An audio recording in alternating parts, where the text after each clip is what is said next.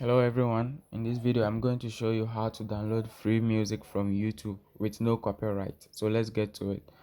First of all, you open your browser that you want to be using. You come to this thread dot here which says Google Apps.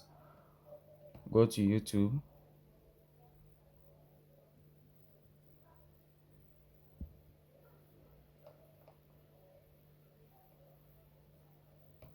When it loads, you come straight to YouTube Studios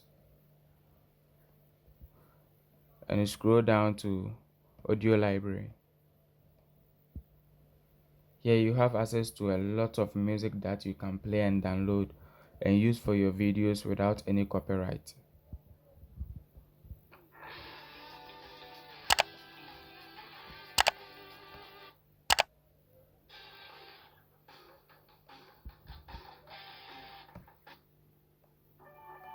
So when you want to download, you click on download to download the music.